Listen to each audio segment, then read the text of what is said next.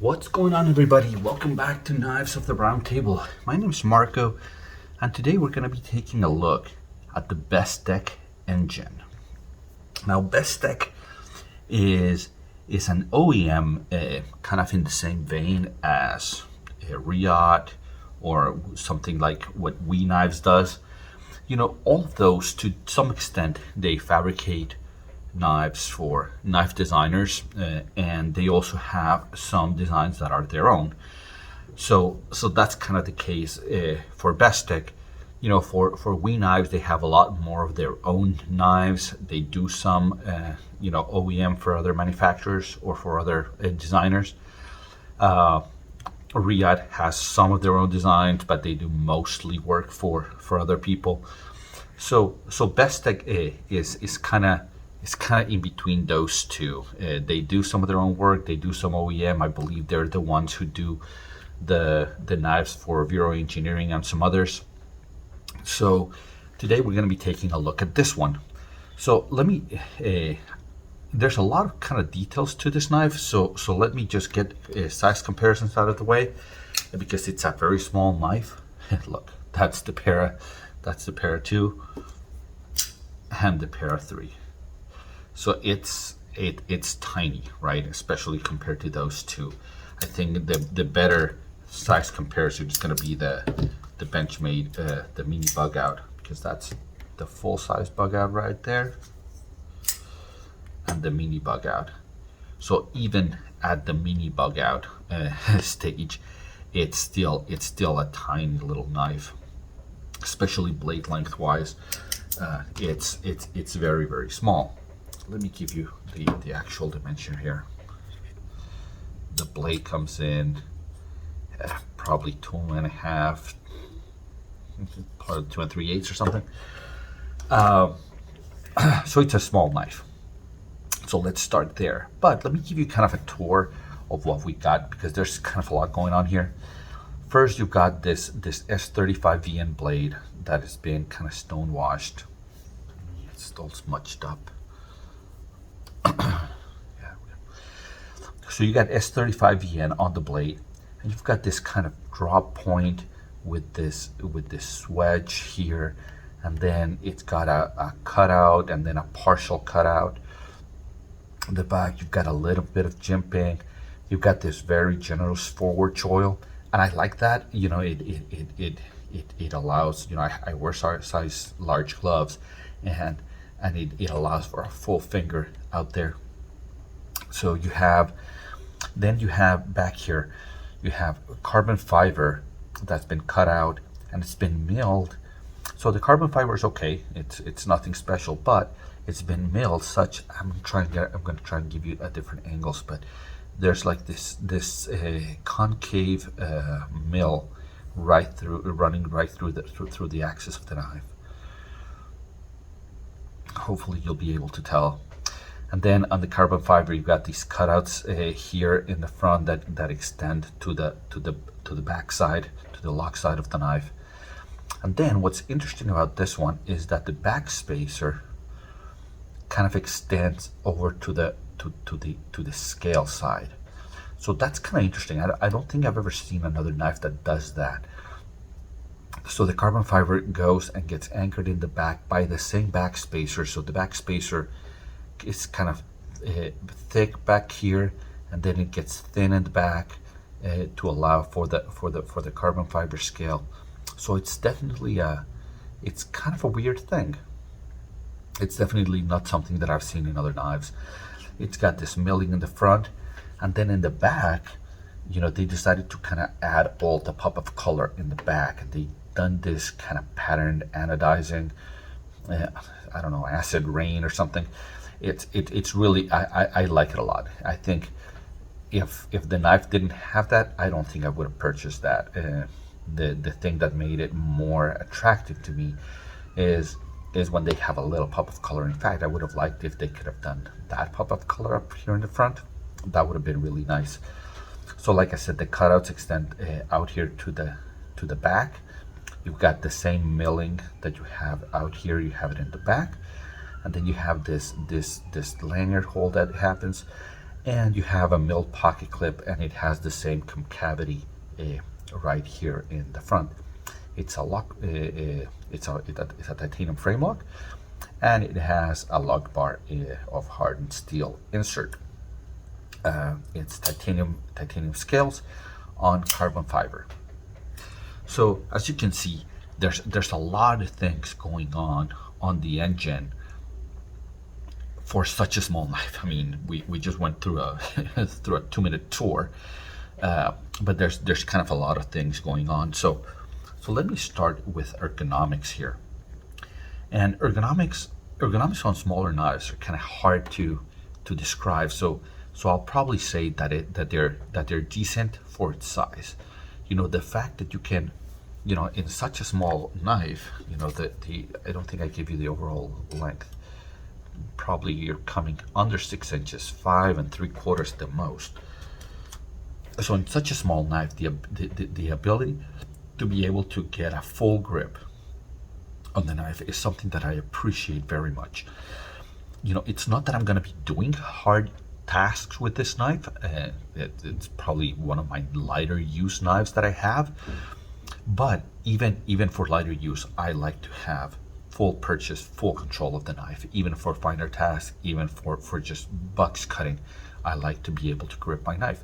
And you know, if you compare it, so it has a very small blade, but if you compare it to the bug out, you know, the bug out has such a small handle in this direction, in the thickness, that it kind of, I do get a full grip, but it kind of disappears in my hand. Now the Bestech, it's a little bit taller in this direction, and with the grip, so it feels my hand much better. So ergonomically, it's never going to be the same feeling you get from a Para 3, right? You know, this you know, this contouring that guides your hand to where it wants to be. It's not that. So it's never gonna match, you know, the Koenigseggs, the Shirogorofs of the world. But I say it's decent. The ergonomics are decent for the size of the knife. You know, for being a, you know, 2.5-inch blade and kind of sub 6 inches overall. I think the ergonomics are decent. Now cutting on this knife is okay. It's a relatively thin stock, not, and I say relatively, it's not very thin. Like if you compare it, if we compare this to the bug out, okay, I'm trying to find out here, maybe that's the best way to do it. The bug out has an even thinner blade, so relatively thin, okay, not hugely thin blade. I think they could have gone thinner with this, but also because it's got a flat and then the grind starts down here, it doesn't come out to a really thin edge. I mean, for this size of knife, it probably will do everything that's required of it, right? Mostly package opening for me, but it's not the sliceiest knife you'll ever see. I think it'll do the job, but it's, you know, it's not a laser beam by any stretch of the imagination. Now, I want to talk about the action, because you have a knife that really fires really well. You know, the detent, it works really well. Even trying to do it slowly, it fires reliably. I think deployment is very well. Such a small blade, it's never gonna kind of drop shot. Even, you know, I had to shake it really hard if I want to get it to drop shot. My only gripe with the knife is that they didn't do a cutout here to access the lock bar, and there's so little space. You know, once the lock bar is engaged, there's so little space here that trying to get your finger in there to push that way is really hard. It's the same problem that I had with the Pena knives, the Apache and the Raptor and that series of knives. That the space between the scales is so that you know, I just don't think that Bestech had any of their guys try to disengage that lock bar, or if they did, they probably took, like, you know, their 16-year-old female intern with the smallest hands in the company to come and disengage that bar, because man, the space there to access it really begs for for a little cutout for your finger to be able to access it. It's very, very difficult to do, and I think that's, at some point I think I'm going to sell this knife just because of that specific reason. Again, I say it fires reliably, but disengaging that lock bar, it kind of even messes up my thumb. I have to push in so so hard to kind of disengage it, that is just not, it's not an enjoyable experience for me. Now, fit and finish is actually pretty for as many details as this knife has. The cutouts are nice. All of the corners are chamfered. It came well centered. It locks correctly. It fires correctly. The detent is good. So I would say the fit and finish is very nice. Other than the design flaw that I don't think they have enough here. They did like a tiny little chamfering right there, and I can tell you it's not nearly enough. I don't think anybody, like not even with medium hands, would you be able to disengage that lock bar. You can do it with your index if you do a two-hand operation, but I like my hands to work one-handed. So I think that the quality is decent. I think I've seen some of Vero Engineering's knives, and I think they have several different kind of quality levels that they can reach. So this, I wouldn't put this at their highest quality that they can put out, but it's not an expensive knife. So you don't you probably pay for get what you pay for. Because I've seen there's Metal Complex just showed off an isotope, I think it's what it's called, with Damascus inlay, and that looked phenomenal. This one is pretty good. It's pretty good. I think for the price, it's what you would expect this knife to be. Especially, I did mention it, but let me say it again. The use of FS35 yen is something that I would expect at this price point. I think that's very, very adequate.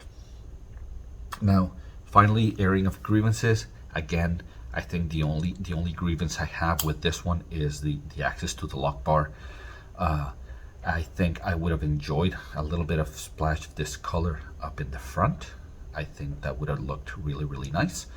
But other than that, it's a small knife at an affordable price with fairly decent materials and a lot of interesting features. So if you're looking for something in this size, just know that this is a problem.